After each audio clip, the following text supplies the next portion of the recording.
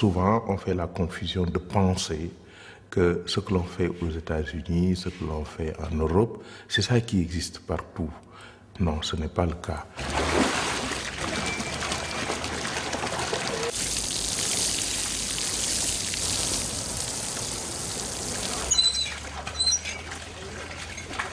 Plus de 1 milliard de paysans travaillent uniquement avec des outils manuels.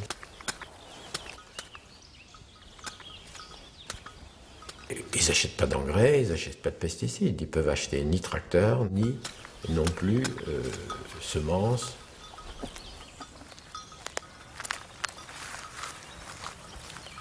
Donc tout le travail est fait de façon manuelle. Et on voit tout ce que ça constitue comme contrainte sur le plan de la productivité, etc., etc.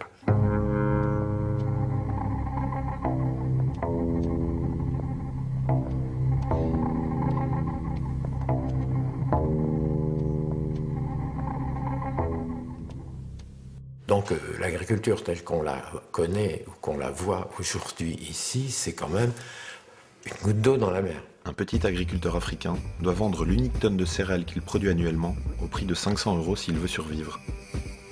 L'Européen qui produit beaucoup plus peut s'en sortir en vendant sa tonne à 200 €. Aux États-Unis, on y arrive pour 150 €. Mais au Brésil, l'agro-industrie peut le faire pour 60 €. Les agricultures du monde sont inégales, inégalement productives, elles ont des coûts de production inégaux. Il faut des prix qui correspondent à ça. Mais malheureusement, ça ne se passe pas comme ça. La règle de libre-échange et de compétition empêche de mettre des taxes aux frontières. Celui qui exporte au prix le plus bas donne le ton, et le prix devient le seul maître à bord. Cela implique que tout le monde va devoir s'aligner sur le coût de production du plus compétitif, pour former ce que l'on appelle le prix international. Et c'est ce prix international qui de plus en plus va déterminer les prix sur les marchés locaux dans l'ensemble des pays. On est maintenant dans le bain mondial, donc c'est la cotation du lait au prix mondial qui fixe le prix qu'on est payé au jour d'aujourd'hui.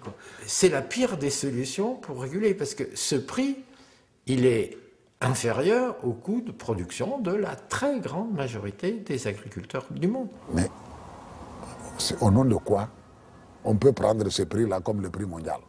Parce qu'un heureux événement a été préparé à Marrakech, la naissance de l'Organisation mondiale du commerce, OMC, et on pouvait enfin le signer, ce fameux accord de 22 000 pages qui abaisse les droits de douane de 40%. Le GATT est mort aujourd'hui, vive l'Organisation mondiale du commerce.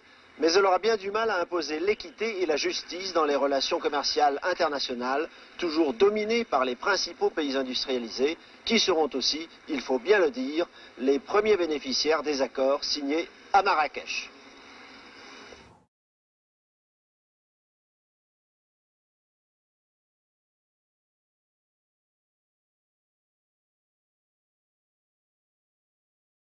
On a ouvert les marchés et on a jeté les agriculteurs dans une compétition.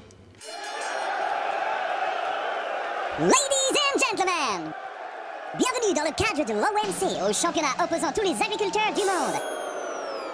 À ma gauche, l'agriculture familiale et à ma droite, l'agro-industrie. Dans cette compétition toute catégorie, je vous rappelle que tous les coups sont permis. Et alors le paysan d'Afrique de l'Ouest qui produit à tout casser une tonne de maïs, qu'est-ce qu'il peut faire face à ça?